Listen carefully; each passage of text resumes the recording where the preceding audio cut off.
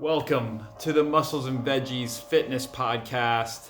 My name is Zach with musclesandveggies.com. This is nutrition, health, fitness, all perfectly packaged together in a bite-sized podcast to help motivate and educate you to stay on your fitness journey. Today we're talking about digestion, how digestion can lead to obesity, chronic disease, inflammation. So IBS is somewhat of an epidemic that's been going on in the last 10 years. A lot of factors and reasons why that is. But we have to think that this is also driving not just the obesity epidemic, but also the mental health aspect and the mental health problems that we're seeing. And so we talked a little bit about that in our last podcast. If you didn't catch that one, that podcast was all about anxiety and depression and the 5 tools that I use with my clients to combat anxiety and depression. So if you haven't listened to that, go back and check that one out. But we're going to talk about the digestive tract and all the areas in which poor digestion affects us negatively. So first, what is the digestive tract? Well, from our mouth to our anus is what's called our epithelial layer. And this is primarily how we take in food. We take it down through the esophagus to our stomach. The stomach's very acidic. It breaks up that food and breaks it down in what's called chyme, C-H-I-M-E. And that chyme, once it's acidic enough, it passes through the stomach, through what's called the duodenum, and through the duodenum into our small intestine. Our small intestine does a lot of work there. And then as it's going through the small intestine and we get pancreatic enzyme and bile release from our liver and gallbladder, then that gets broken down even more and makes it to our large intestine. And this is where the bacteria primarily are supposed to reside. And that bacteria does its work and ferments that food and extracts out important nutrients and minerals and antioxidants and polyphenols and all this good stuff. And then finally, it makes its way to the colon. And the colon is basically taking out the trash, getting rid of everything that we do not use. And so we can really see how much the digestive tract does a lot of work. So we can see what an intricate process this is in digestion. And if one of these steps gets screwed up, i.e. stomach acid or pancreatic enzyme release or bile release from the gallbladder.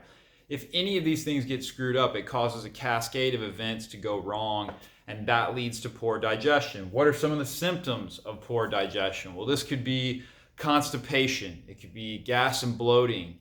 It could be diarrhea. It could be indigestion, heartburn, nausea, stomach pain, stomach cramps. I mean, the list just goes on and on. This is what IBS or IBD is. People go into their doctor, they get a diagnosis of IBS, and the doctor tells that to them. Well, they're like, well, I have IBS. What does IBS mean? Irritable bowel syndrome. What does that actually mean? It just means poor digestion. It's not a real diagnosis or I guess it is a real diagnosis, but it's just a name that we kind of put on poor digestion is what I'm trying to say. So what things hurt our digestion and what things cause dysfunction in the digestive tract? Well, we have to talk about stress. Stress is the biggest driving factor. We also have to talk about food intolerances or food allergies. What about chronic inflammation, which comes from stress and food allergies? What about antibiotics? We talked a little bit about that in our last podcast. And then finally, pathogens. This could be things like an overgrowth of bacteria, parasites, yeast, fungus, mold. All these things are pathogenic to the digestive tract.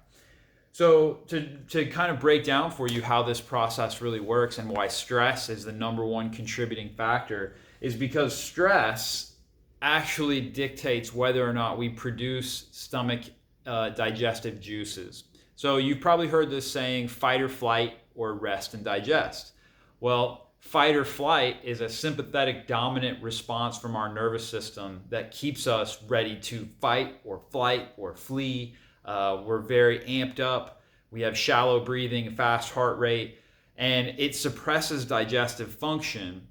And so we want to save that for a later time, right? We're in the middle of something. We got to handle this right now, which is why a lot of people don't understand that when you're working out or you're very active or you're in the middle of something, you don't have a lot of digestive juices. And that's exactly why mom used to tell us, hey, don't swim for 20 minutes after you eat. Because we could get cramps. We could get muscle cramps, and then boom, you sink, right? Mom was worried. So why is that? Well, that's because the blood and the energy is not going to your digestive tract. It's going to your muscles. And so we want rest and digest. We want rest and digest to help us produce lots of stomach juices like stomach acid, pancreatic enzyme, bile production. And all of these are a cascade of things. If one of those is off, it throws off the other two.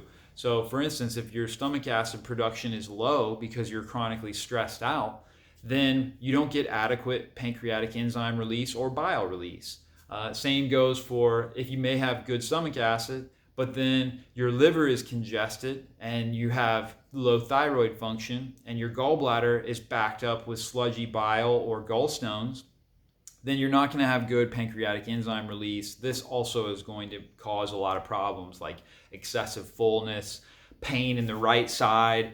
You're not going to digest fats well. Fat is going to make you feel really, really bad. So anyways, you could see how this orchestration of events that happens in the digestive tract is really important.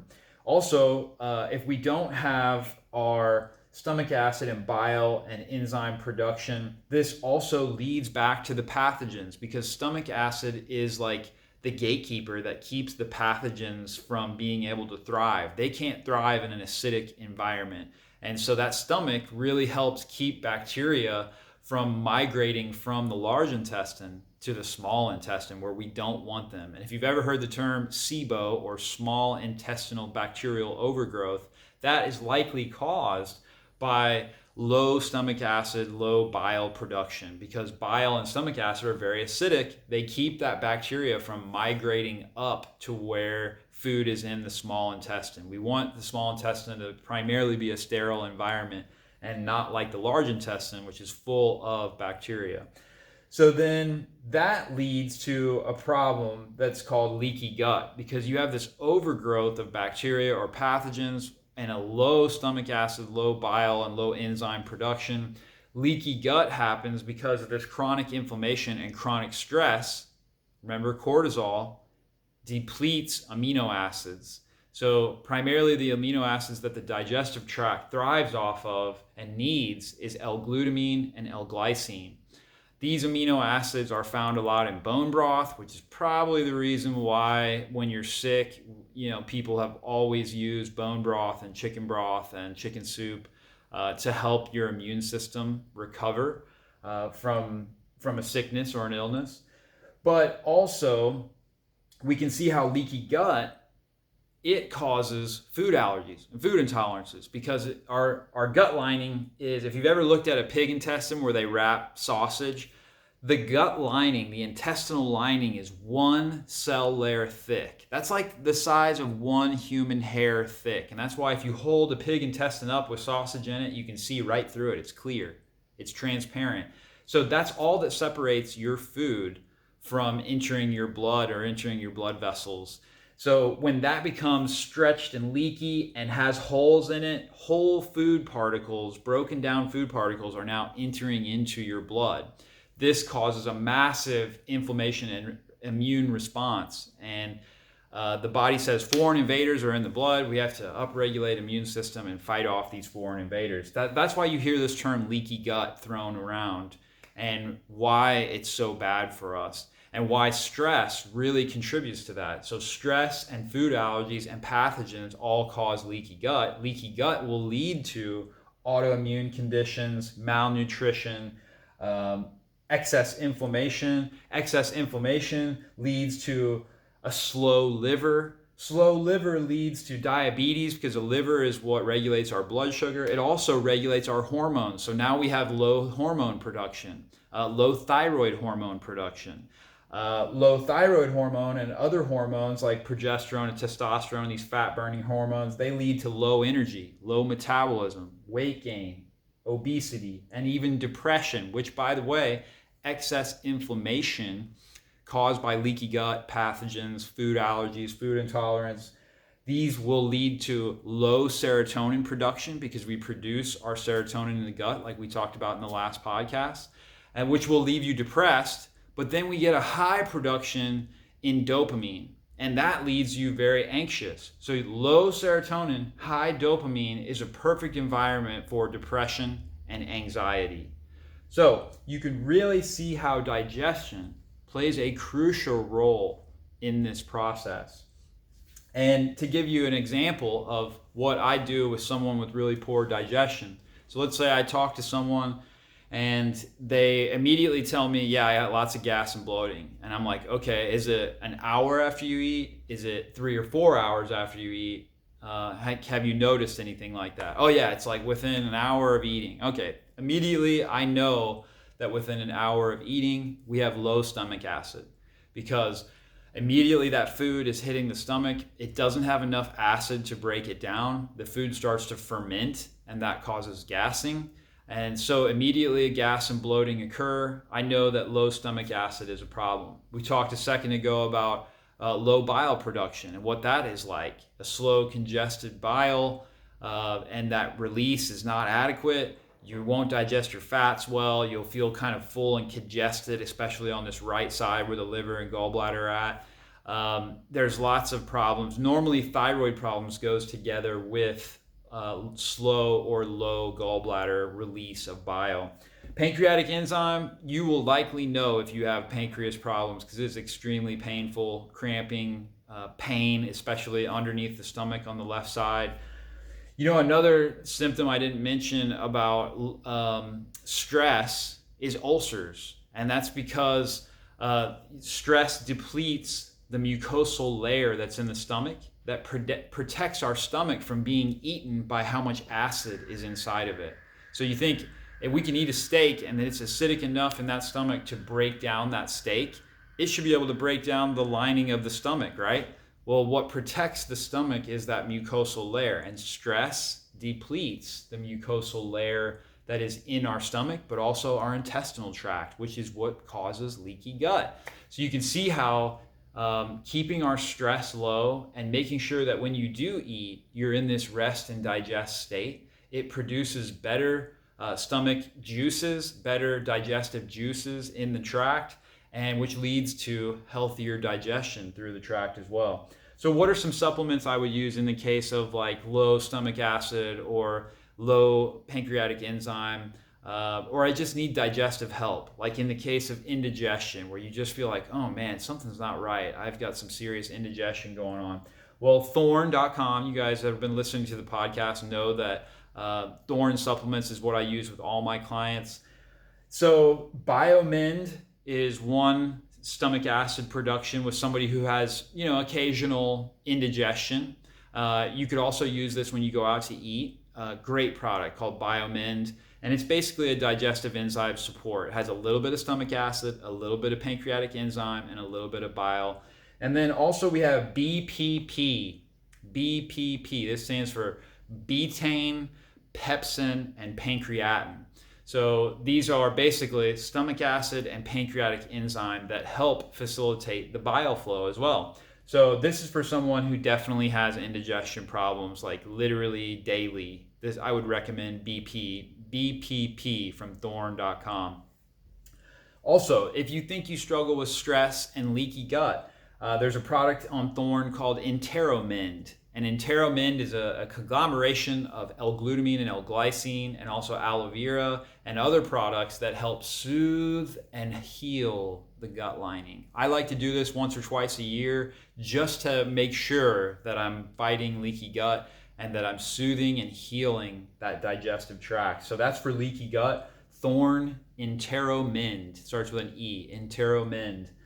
Finally, if you have taken antibiotics, there's a couple different probiotics I use on Thorn. Saccharomyces boulardii is a great one that fights against yeast and candida. So if you've ever heard that term thrown around, Saccharomyces B on thorn.com is that one. Also, there's Bacillus coagulans. I know it's so hard to say.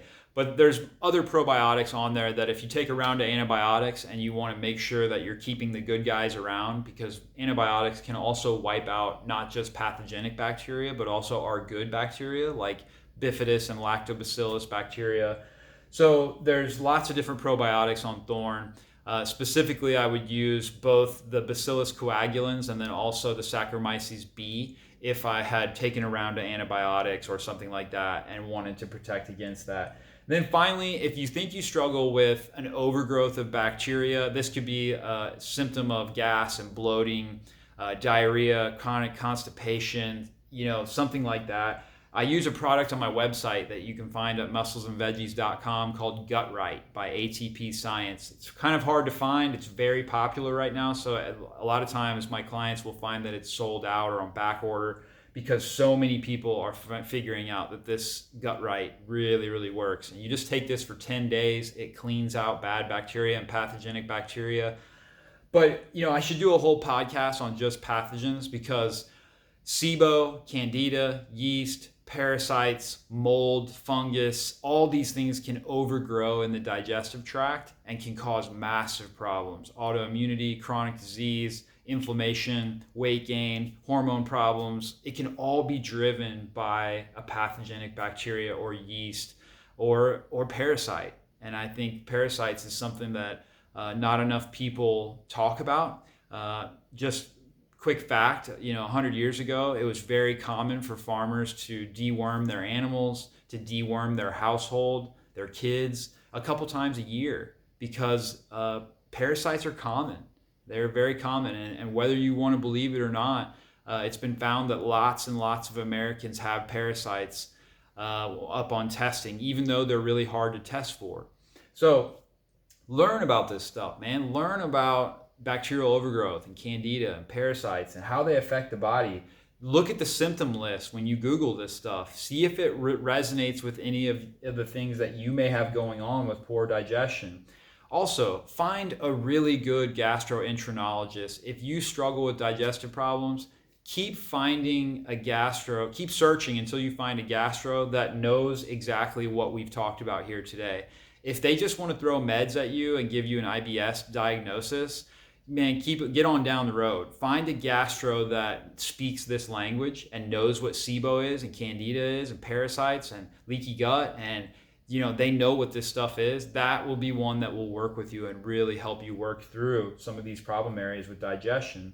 You can also find a naturopathic doctor or a health coach like myself, musclesandveggies.com, if you're interested.